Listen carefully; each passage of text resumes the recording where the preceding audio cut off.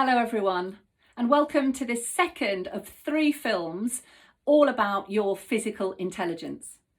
And today we're talking about how to boost your energy levels using your physical intelligence. My name is Claire Dale. I'm the founder and a director at Companies in Motion, and together with my team we work all over the world helping people achieve their highest possible performance in whatever role they're playing in their lives. Now, when I was a dancer and a choreographer, that was my first career, was in dance. I was artistic director of my own dance company. We toured internationally. What I discovered was that if I sat back and just directed the dancers, maybe they did their own class and warm up, but I sat back, I actually had far less energy than if I was dancing and moving every day with the dancers. So I made that a habit to do daily class with the dancers every single day. If I didn't, I had lower energy levels. I felt shut down. If I did dance every day, move every day, I felt alive, awake, I was connected with people, and I was a far better leader, to be perfectly honest.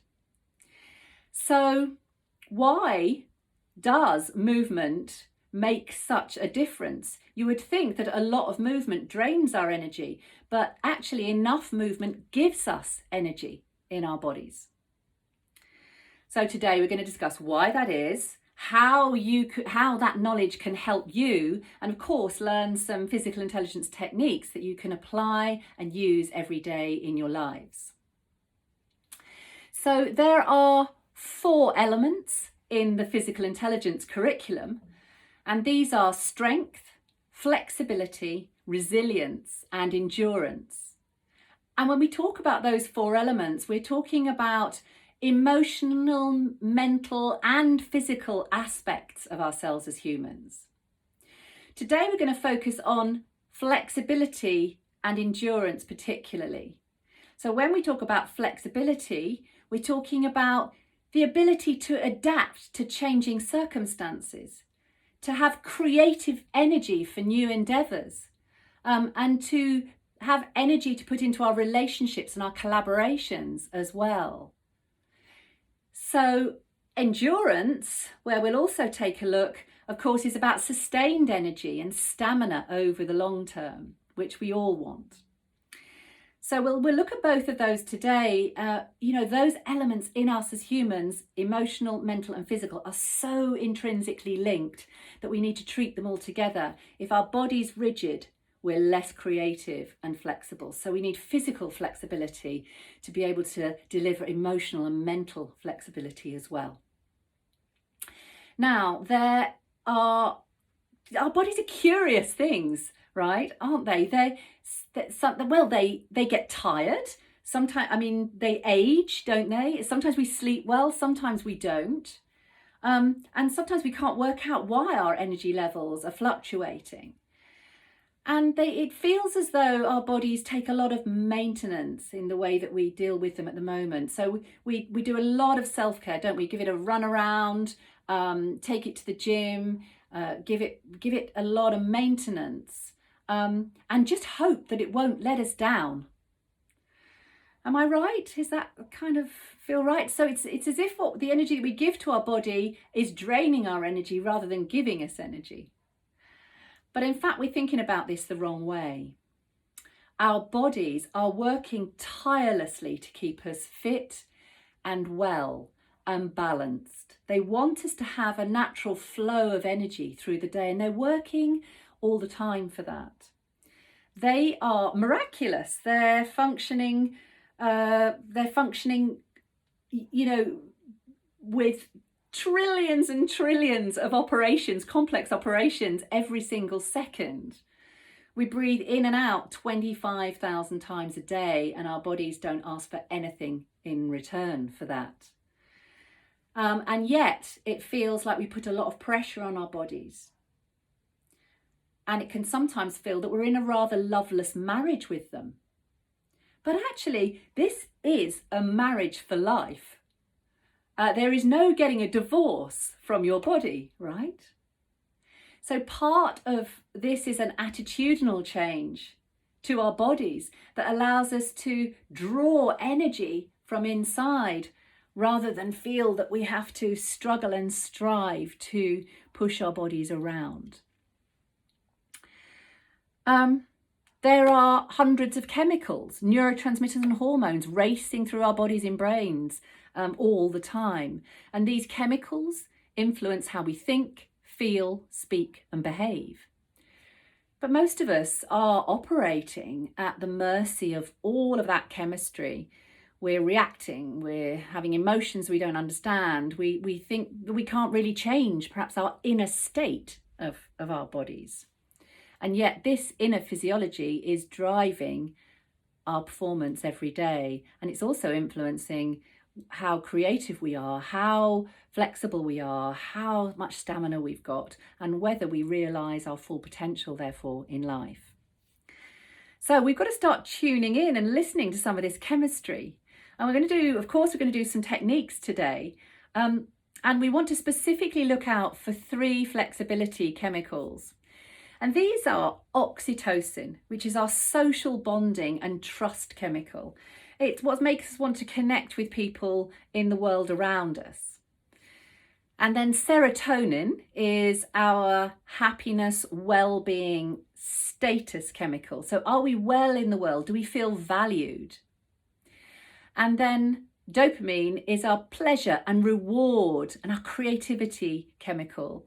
And we want plenty of all 3 of those chemicals in our systems in order to be flexible. And they're important for endurance as well.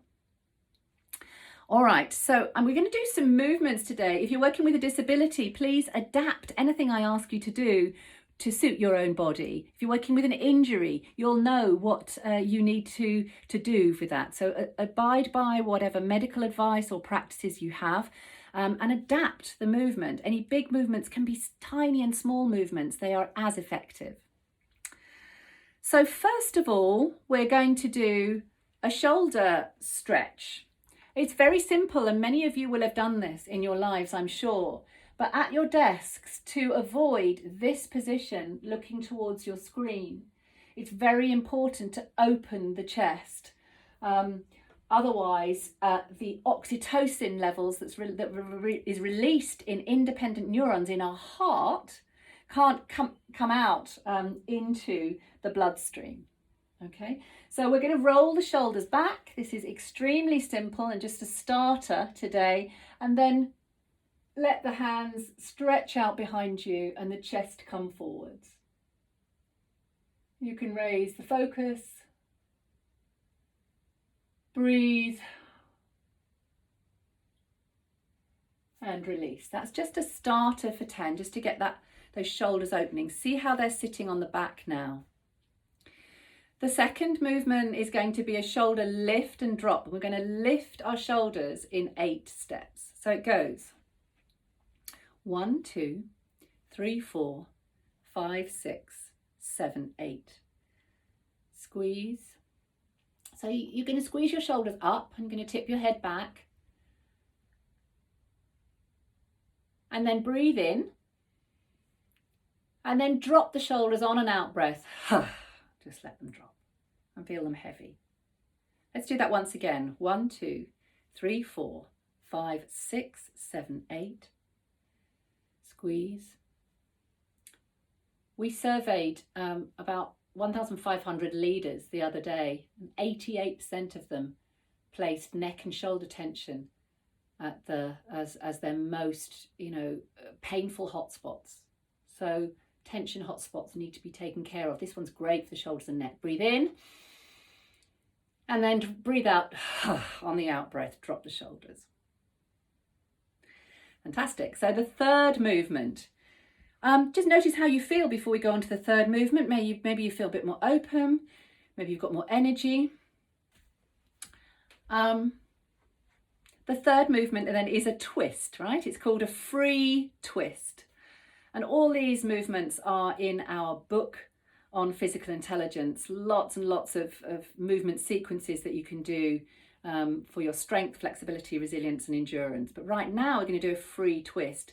And this one releases serotonin from 100 million independent neurons in the gut that release serotonin. 90% of our serotonin is released in the gut. So the free twist is very health giving, and it's a movement that makes us happier and releases serotonin. So what you do is you just gently start by looking over the shoulder. In fact, I'll do this sideways so you can see what's happening. So you're going to look first, let's say, over your left shoulder, let the arms swing round, then over the right, then over the left, then over right. And you swing the arms freely. Bend the knees and do this just as big or as small or as slow and as fast as you like. Letting the head follow the line of the spine. So there's a dynamic twist through the spine and you're breathing all the time. And then let that die down gently. Quite free in the neck until you're still. And come back to standing. So that should feel quite freeing, called the free twist, releases serotonin. And then finally, we'll do a movement called the figure of eight, which is exactly what it says on the tin. You're going to swoop the arms down and up and over, and then swoop them down and up and over the other side. You can bend the knees, let the head go. Quite a free movement, breathing freely as you go.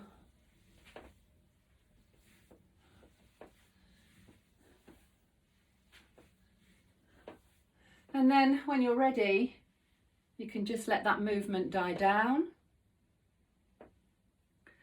You can adjust your clothing if you need to, like I do. And then what's really nice to do is you just continue a gentle version of that movement.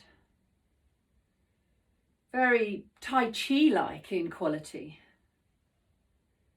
And in one hand push, the other pull. It's a movement full of flow.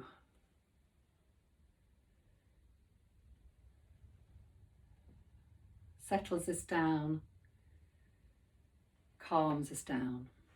And when you've done enough of that, come down. Now, one reason why that figure of eight is so good is this stretch really helps to drain the lymph system of toxins. Each side got a really good stretch there, and so lymph drainage and detoxification is happening through that movement.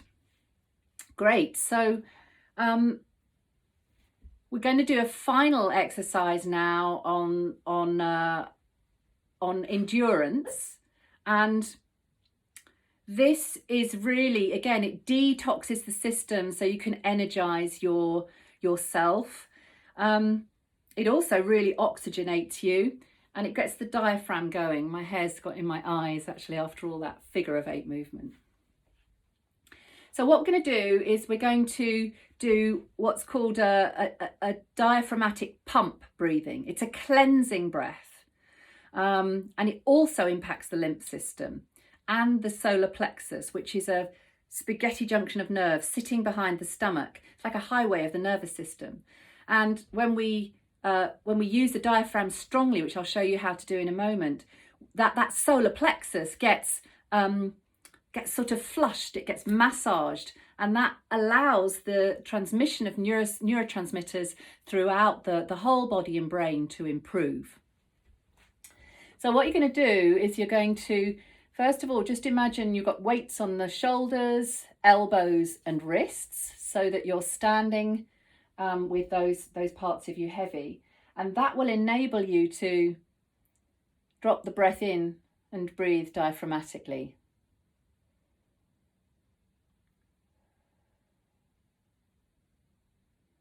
So the hand should move out as you breathe in and in as you breathe out. And if you were to put a hand here and hand here, you want more movement happening in the hand than up here All right, that helps you diaphragmatically breathe. Now that's really important for this because I don't want you to hyperventilate. So what you're going to do is breathe in to the diaphragm here, down into the belly here. And then you're going to, with the nose, if you can, unless it's blocked, out through the nose, you're going to do one strong out breath.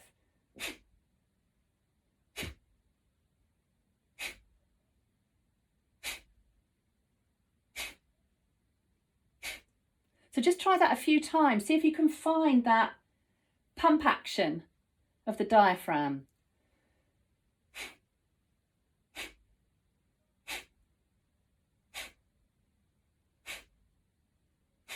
Sometimes takes a bit of practice, okay? Because what you don't want is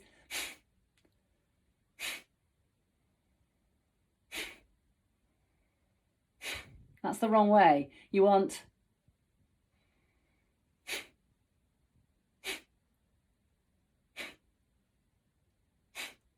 okay?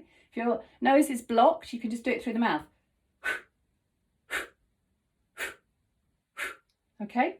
Once you've got that, you can do 5 pulses and then hold. So it goes like this.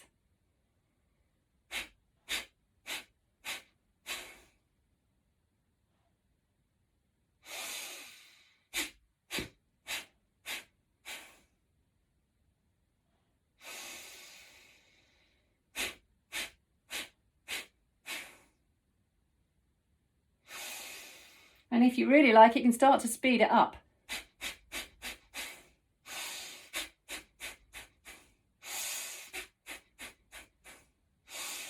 Okay, so I'll leave you to explore that. And what you're doing is flushing the lymph system and energizing the whole nervous system, the transmission of neurotransmitters by enlivening and flushing out the solar plexus. All right, after all that, just finish that with a sigh of relief. So just take a breath in, whatever that is for you. Not worrying about chest movement, body movement, belly movement, just take a sigh of relief. And it's quite nice to notice that you feel relief when you take a sigh of relief. All right, so finally, I've got 3 endurance facts for you. Things to think about, things to do. Sustaining energy for the long term. First of all, during your day and the way that you live your life long term, if you avoid having sudden boosts of sugar, so one piece of fruit will have quite a lot of sugar in it, and chocolate and all those lovely things will have a big boost of sugar. And then later on, you'll know this, blood sugar levels drop and our energy levels fall through the floor. So the great thing to do is to have something sweet. So your favorite fruit, a banana or a pear or whatever it is, with some nuts. So you've got slow release carbohydrates and good proteins going into your system at the same time as the food that has some sugar in it. All right, so that's a really, really important energy sustaining fact. You need to put it into your practice.